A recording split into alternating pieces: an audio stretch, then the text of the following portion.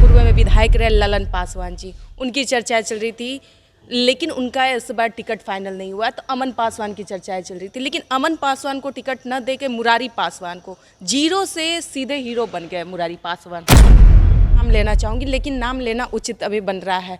जो पूर्व में विधायक रहे ललन पासवान और अभी मुरारी पासवान है वर्तमान विधायक, वो सनातन विरोधी रहे और आप सनातन के क्लोज रहे। अगले 2020 से 25 तक में पूर्व विधायक ने एक भी काम नहीं किया, सिर्फ बड़ी बड़ी बातें किया। तो क्या मुरारी पासवान उन सभी कामों का निदान करेंगे, समस्याओं का निदान करेंगे? विपक्ष पार्टी आरोप लगा रही है कि ईवीएम में पहले से 25,000 वोट उसमें था मौजूद। तो क्या वोट चोरी करके एनडीए अपनी सरकार बनाई है प्रचंड बहुमत जीत के साथ?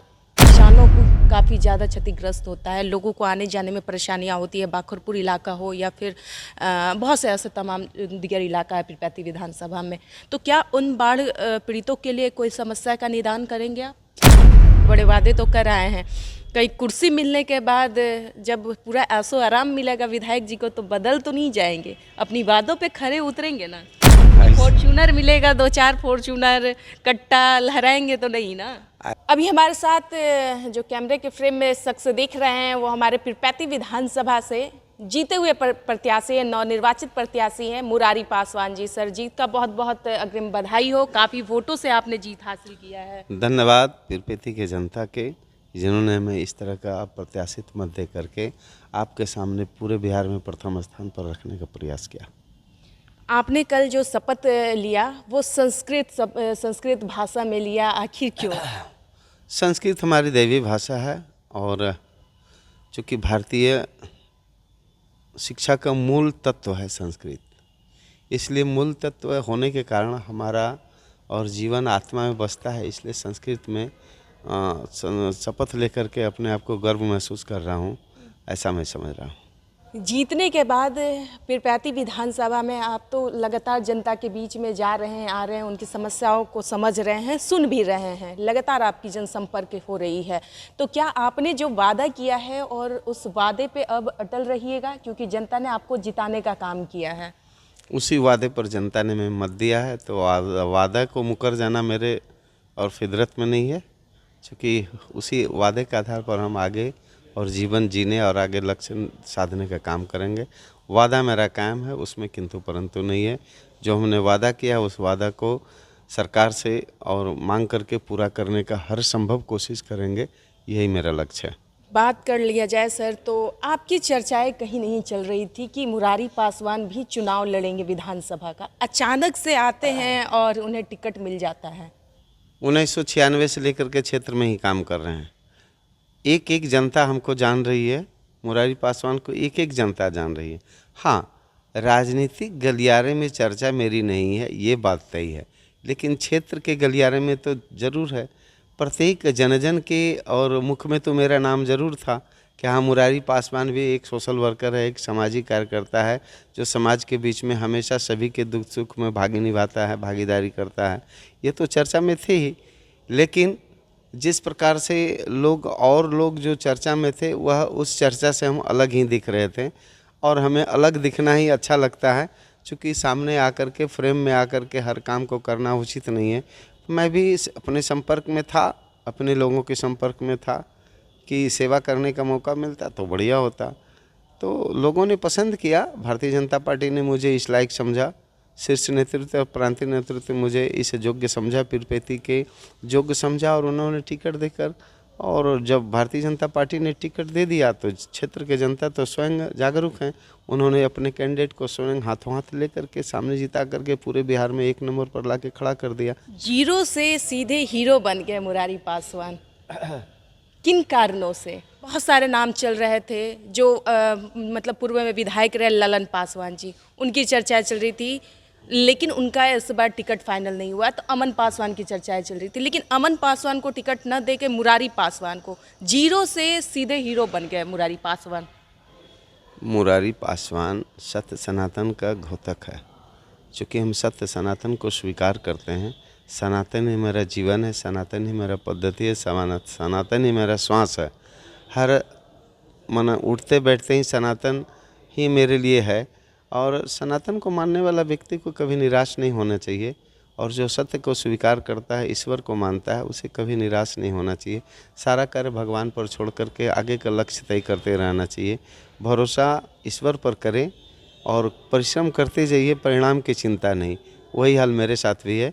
हमने परिश्रम करते रहे, परिणाम का चिंता नहीं किया, जिसका परिणाम ईश्वर हमें स्वयं दिया है। मैं व्यक्तिगत टिप्पणी नहीं करूंगी, ना ही मैं नाम लेना चाहूँगी, लेकिन नाम लेना उचित अभी बन रहा है। जो पूर्व में भी विधायक रहे ललन पासवान, और अभी मुरारी पासवान है वर्तमान विधायक, वो सनातन विरोधी रहे और आप सनातन के क्लोज रहे।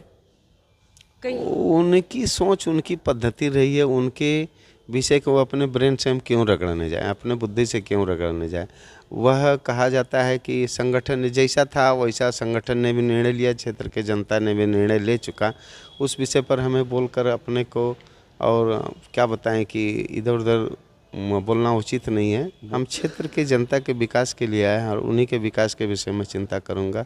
बाकी किसी के विषय में कुछ टिप्पणी नहीं करना मुझे। क्या लगता है, विधायक जी जीत हासिल किए हैं, विधायक की पद अब उन्हें मिल गई, शपथ भी उन्होंने ले लिया, तो क्या जनता से जो वादे किए हैं उस वादे पे खरे उतरेंगे? और दूसरी बात इसी में कि जिस तरीके से पीरपैंती विधानसभा में जितनी समस्याएं हैं, उन अगले 2020 से 25 तक में पूर्व विधायक ने एक भी काम नहीं किया, सिर्फ बड़ी बड़ी बातें किया। तो क्या मुरारी पासवान उन सभी कामों का निदान करेंगे, समस्याओं का निदान करेंगे? लक्ष्य साधने का प्रयास है हमारा कि हम लक्ष्य को साधें। चूँकि जनता के कटाव पीड़ित जो होते हैं, तो मेरा पहला बिंदु रहा है कि और मुरारी पासवान आएगा तो पहला लक्ष्य रखेगा कि जनता जो बार बार गंगा में बह जा रहा है, कट जा रहा है उनका ज़मीन, यह ज़मीन उनका कैसे संरक्षित रहे, सुरक्षित रहे। इसीलिए बटेश्वर स्थान से लेकर के भर बाखरपुर तक जो हमारा निर्णय है और जो हमने संकल्प लिया है कि यह और रिंग बांध बनवा करके और जनता को मैं सुखमय बनाऊं, ऐसा मैं निश्चित रूप से और पहले भी मुख्यमंत्री जी से, उप मुख्यमंत्री जी से और भारतीय जनता पार्टी के प्रदेश अध्यक्ष अपने आदरणीय दिलीप जायसवाल जी से मैं इस वचन को दोहरा चुका हूं। मैं पुनः दोहराता हूं कि मैं निश्चित रूप से और इस वचन को पूरा करने का प्रयास करूंगा। मेरा यही भरसक कोशिश है। साथ ही क्षेत्र में शिक्षा को लेकर के तो डिग्री कॉलेज भी चाहिए हमें, तो डिग्री कॉलेज 2-2 डिग्री कॉलेज नहीं 4-4 चाहिए, चूँकि 2 उद्यमी डिग्री कॉलेज जैसे और पॉलिटेक्निक और ITI होना चाहिए दूसरा, और एक वुमेंस डिग्री कॉलेज और जेंट्स डिग्री कॉलेज होना चाहिए। ये निश्चित रूप से पीरपैंती में चाहिए, चूँकि झारखंड का बॉर्डर है सटा हुआ और वह हमारा क्षेत्र विकसित निश्चित रूप से होना चाहिए। चूँकि बांग्लादेशी और रोहिंग्या भी वहाँ से और घुसपैठ करते हैं, तो उसको भी रोकने के लिए और हमें शक्ति तो मिलना ही चाहिए। चूँकि शक्ति हमें मिला है, क्षेत्र के जनता ने दिया है, तो बाकी सभी से सहयोग लेकर के और इस क्षेत्र के विकास के लिए हमें और आगे आना है। तो क्या अब तो आपने शपथ ले लिया है सदन में, क्या ये जितनी सारी वादे आपने जनता से किया है, तो उस वादे को आप सदन के अंदर उठाने का काम कीजिएगा, सरकार तक आपकी आवाज़ पहुंचेगी? बिल्कुल बिल्कुल बिल्कुल उठा चुका हूँ, आगे उठाऊंगा और भी करूँगा। यही मेरा संकल्प है। चूँकि इस संकल्प जो लेते हैं उसको हम भरसक पूरा करने का प्रयास करते हैं, छोड़ते नहीं हैं। जो संकल्प लिया वह पूरा होगा, निश्चित रूप से होगा। आगे ईश्वर पर छोड़ते हैं कि जो भी काम करते हैं भगवान पर भरोसा करके करते हैं। इच्छा हमने, मेरा काम है मांग करना, पूरा करना ईश्वर का काम है। बस ईश्वर पूरा करते रहेंगे क्षेत्र के जनता के लिए। जिस तरीके से अभी NDA की प्रचंड जीत हुई है, कहा जा रहा है, विपक्ष पार्टी आरोप लगा रही है कि EVM में पहले से 25,000 वोट उसमें था मौजूद। तो क्या वोट चोरी करके NDA अपनी सरकार बनाई है प्रचंड बहुमत जीत के साथ? जिनका दिल पहले से खाली है उनका भरने वाला क्या है। तो जिनका दिल पहले से खाली है और कहा जाए कि जिनका पहले ही से रिक्त स्थान पड़ा हुआ है, तो यही से झूठे वादे करके, झूठे बकवास करके और इस तरह के शब्दों का प्रयोग करके जनता को गुमराह करने का काम करेंगे। इसके अलावा कहीं कुछ नहीं है। न जनता न सरकार कहीं वोट चोरी करती है, न किसी प्रकार का धोखाधड़ी करती है। धोखाधड़ी पहले हुआ करता था जब 1900 और जब 52 से सरकार बनी, उसी समय से धोखाधड़ी शुरू हो गया। उसी समय जब वल्लभ भाई पटेल को प्रधानमंत्री बनना चाहिए तो जवाहरलाल नेहरू बन गया है। मदरसा छाप अपना जो कहा जाता है, जो मक्का में पढ़ कर के उर्दू पढ़ कर के आके भारत में शिक्षा मंत्री बन गया, तो हमारा सारा व्यवस्था वहीं से बिगड़ना शुरू हुआ। और आज और कहा जाए कि इंदिरा गांधी भी जब बनी तो 1975 में जा कर के और वोट चोरी करते हुए पकड़ी गई, सुप्रीम कोर्ट में ही पकड़ करके उसको पीछे हटाया। और इस तरह से और खिसिया करके उन्होंने और इमरजेंसी लगा करके सारे जनता को, भारत के जनता को प्रताड़ित करने की कोशिश किया। उसी पद्धति पर आज जो 1952 से लेकर आज तक जो चलते आ रहा है, उसी पद्धति पर कांग्रेस अब बाकी और सत्ता के लुप्त लोग पड़े हुए हैं। इसलिए बहुत चिंता उन लोगों से नहीं है, क्योंकि उनकी ज़मीन खिसक चुकी है। वो अपने खिसकते हुए ज़मीन को बचाने का, झूठे शब्दों के द्वारा बचाने का प्रयास करे, इसके अलावा बाकी कुछ नहीं बचा उसके पास। नई सरकार बनने के बाद सरकार काफ़ी एक्टिव मोड में है। जब से सम्राट चौधरी के हाथों गृह मंत्री मिला है, तब से कहा जा रहा है कि वो बुलडोज़र वाली सरकार है, बुलडोज़र बाबा की सरकार बन गई है। अतिक्रमण के तहत जो लोग सरकारी ज़मीनों पे कब्जा किए हैं उन्हें अब हटाया जा रहा है। तो कहा जा रहा है कि दलितों को आप लोग देखना नहीं चाहते, गरीबों को देखना नहीं चाहते हैं, यहाँ गरीब विरोधी हो गए। जो सरकारी ज़मीन को अतिक्रमण किया हुआ है, सरकार को आवश्यकता पड़ा तो सरकार लेगी ही, तो उससे तो मुक्त करना पड़ेगा। आज सरकार को जहाँ जहाँ सरकारी ज़मीन की आवश्यकता है वहाँ मुक्त करा करके अपना ज़मीन और कैप्चर करके और फिर अपना सरकारी विकास में लगाना है उनको।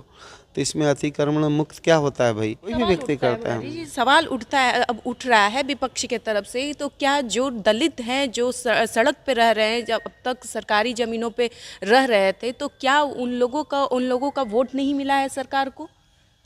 देखिए, घर उजाड़ा जा रहा है। ऐसे भी लोग हैं कि जिनके पास अपना ज़मीन है, अपना घर है, अपना ज़मीन जायदाद है, अपना करोड़पति है लोग, और जिनके पास वास्तव में ज़मीन नहीं है, तो उनके लिए सरकार व्यवस्था भी करती है, चिंता करती है सरकार कि जिनके पास नहीं है तो उनको कहीं ज़मीन देख करके व्यवस्था कराने का प्रयास करता है, क्या उनको दिया जाए। लेकिन ऐसे लोग जिनके पास सारा कुछ रहते हुए भी सरकारी ज़मीन हड़प करके है, तो आवाज़ ऐसे ही लोग उठाते हैं। ऐसे लोग आवाज़ नहीं उठाते हैं जिनके पास नहीं है। जिनके पास नहीं है तो उनको व्यवस्था कर दिया जाता है। लेकिन जो अपने आप को शक्तिशाली दिखाने का प्रयास करते हैं, तो वही व्यक्ति हैं जिनके पास सारा कुछ रहने के बावजूद भी और सरकारी संपत्ति को दखल करके बैठा है। और इसमें राजनीतिक से प्रेरित लोग भी हैं और कुछ दबंग टाइप का लोग हैं जो इस प्रकार के कार्य करता है। तो सरकारी ज़मीन खाली होना चाहिए, यह मूल रूप से तय है। आपने गंगा कटाव की बात कही, बहाव की बात कही। जब बाढ़ आता है तो वो दियर इलाके में काफ़ी जो है क्षतिग्रस्त होता है, किसानों को काफ़ी ज़्यादा क्षतिग्रस्त होता है, लोगों को आने जाने में परेशानियां होती है। बाखरपुर इलाका हो या फिर बहुत से ऐसे तमाम दिगर इलाका है पीरपैंती विधानसभा में। तो क्या उन बाढ़ पीड़ितों के लिए कोई समस्या का निदान करेंगे आप? देखिए, बाढ़ पीड़ित जो रिंग बांध बन जाने के बाद निश्चित रूप से बाढ़ कमज़ोर हो जाएगी। पानी तो आएगी, पानी आने से होता है क्या कि और मिट्टी उपजाऊ हो जाती है, किंतु परंतु नहीं है। और जलीय क्षेत्र में रहने पर थोड़ा लोगों को कष्ट ज़रूर होता है, लेकिन वह कष्ट कम हो, प्रयास मेरा ये रहेगा कि उन लोगों का कष्ट कम हो। चूँकि बाखरपुर हो, बाबूपुर हो, खबासपुर हो, गोविंदपुर हो, मोहनपुर हो, और भी जितना उस तरह का दियरा का क्षेत्र है, चाहे बाबूपुर है, वह क्षेत्र जलीय क्षेत्र है। चूँकि बाढ़ आता है तो उस क्षेत्र में जल प्रलय हो जाता है। तो रिंग बांध बनने से जल प्रलय कम हो जाएगी, आएगी, हो सकता है थोड़ा थोड़ा। ऐसा तो नहीं होगा ना विधायक जी कि आप जीत हासिल कर दिए हैं तो बस कैमरे के सामने बड़े बड़े वादे किए हैं और जनता के बीच में गए, उनका वोट लेने के लिए आप बड़े बड़े वादे तो कर आए हैं। कई कुर्सी मिलने के बाद जब पूरा ऐशो आराम मिलेगा विधायक जी को, तो बदल तो नहीं जाएंगे, अपनी वादों पे खरे उतरेंगे ना? फॉर्च्यूनर मिलेगा, 2-4 फॉर्च्यूनर कट्टा लहराएंगे तो नहीं ना? ऐसा दिखता है क्या? मेरे नेचर में है क्या? चूँकि हम सत्य सनातनी हैं, चूँकि ईश्वर को साक्षी मान करके हर काम करने का प्रयास करते हैं। हमने पहले भी कहा, क्या सुख क्या दुख, न आमोद न प्रमोद, कहीं किसी प्रकार का हाउस चिंता नहीं होता हमें। मैं सेवा का काम करता हूँ, भगवान को साक्षी मान करके करता हूँ। तो इसमें आमोद प्रमोद, सुख दुख और फॉर्च्यूनर कार कहाँ से आ जाता है? अभी तक इस तरह का कहीं किसी प्रकार के मेरे मन में और किसी प्रकार है कि नहीं अभी आपने फॉर्च्यूनर? नहीं, वो किसी प्रकार। एक मेरे पास आर्टिका है, वह भी मेरे बेटा के नाम से है। बहुत पहले इलेक्शन से पहले वही एक आर्टिका लिए हैं, बाकी कोई गाड़ी नहीं है मेरे पास में। तैयारी में हैं कि नहीं? आगे सरकार की जो पॉलिसी है, सरकार जो हमको सुविधा देगा, सरकार के सुविधा के अनुसार ही हमें चलना है, और बाकी अपनी कोई व्यवस्था नहीं बनाना उस प्रकार का, ताकि मैं सुविधा भोगी बन जाऊं। एक आखिरी सवाल रहेगा विधायक जी आपसे। अब तो अगले साल से चर्चाएं चल रही है कि वो जनरल सीट हो जाएगा पिरपैती विधानसभा, तो क्या न्यूट्रल होके ही आप काम कीजिएगा या फिर आपका विचारधारा बदल जाएगा कि अब तो जनरल सीट हो जाएगा तो अब आपको टिकट मिलेगा या नहीं मिलेगा? मुरारी पासवान एक कार्यकर्ता है, संगठन का सिपाही है, आज सुरक्षित है, कल जनरल हो जाएगा। तो मैं सब दिन वर्षों से संगठन का कार्य करता रहा हूँ, विधायक आज बना हूँ। मैं अगर जनरल हो जाता तो फिर हम संगठन का काम करेंगे। संगठन तो बहुत बड़ा क्षेत्र है ना करने के लिए, और मैं संगठन प्रेमी हूँ। और भारतीय जनता पार्टी मूल रूप से संघ, राष्ट्रीय स्वयंसेवक संघ के कार्यकर्ता होने के नाते मैं वहाँ से और भारतीय जनता पार्टी का काम करने के लिए आया हुआ हूँ। वह भी सामाजिक संगठन, वह भी हमारा, और शोषित पीड़ित वंचितों के लिए कार्य करते हैं। भारतीय जनता पार्टी भी राजनीतिक माध्यम से शोषित पीड़ित वंचितों के लिए कार्य कर रहा है। तो मेरा कार्य वही है, संगठन का सूत्र भले हम अलग अलग जगह पर आकर के अलग अलग और यहाँ के सिस्टम से काम कर रहे हैं, मेरा कार्य वही, पद्धति वही रहेगा। मेरे अंदर किसी प्रकार का कोई परिवर्तन नहीं होगा। और जब विधायक रहें तो विधायक के तौर पर काम करेंगे, नहीं भी रहें तो संगठन में पदाधिकारी या ऐसे एक सिपाही, भारतीय जनता पार्टी के सिपाही बन के काम करते रहेंगे। कोई परिवर्तन नहीं, जात पात का भेदभाव? कोई जात पात नहीं, चूँकि हम सनातनी से जन्म लिया हूँ। आज तक मैं ना मेरे साथ कोई जात पात किया, ना मैं कभी किसी के साथ जात पात किया हूँ। जाति एक ही। विधायक बन गए तो क्या पता आपका रुख बदल सकता? ऐसा नहीं है, विधायक बनने के बाद दायित्व तो बढ़ जाती है। जब दायित्व बढ़ जाती है तो और भी लोगों को चिंता करना पड़ता है, फूक फूक कर कदम कर रखना पड़ता है, कहीं मेरे ऊपर किसी प्रकार के एलिगेशन न लग जाए, इसलिए और भी फूक फूक कर कदम में रखना पड़ता है। और आप तो पत्रकार हैं, आप हमारे बेटी जैसी हैं, हमारे समाज के बेटी ही हैं और हमारी भी बेटी हैं। तो आप देखते रहिए, कहीं किसी प्रकार का कोई परिवर्तन नहीं पड़ेगा, कोई परिवर्तन नहीं पड़ेगा, ऐसा मौका नहीं मिलेगा, ऐसा मुझे विश्वास है। आप भी समझ जाएंगे। बहुत बहुत धन्यवाद, इतना बढ़िया मत दे करके हमें प्रथम स्थान पर लाया कि मैं सदा के लिए मैं आपका आभारी हूँ। मैं बार बार आपको वंदन हूँ, अभिनंदन हूँ, चंदन हूँ। चलिए, बहुत बहुत धन्यवाद सर। तो हमारे साथ पिरपैती विधानसभा के नवनिर्वाचित विधायक मुरारी पासवान जी थे, इनसे खास बातचीत हुआ। सभी मुद्दों पे जो कुछ समस्याएं हैं, जो अब तक नहीं हुआ था समस्या का निदान, वो मुरारी पासवान करके दिखाएंगे। सदन में भी आवाज़ उठाने का काम करेंगे। बहरहाल इस खबर में इतना ही। आप लोग देख रहे थे जनतक लाइव, मैं आपके साथ दिव्या पांडे। धन्यवाद।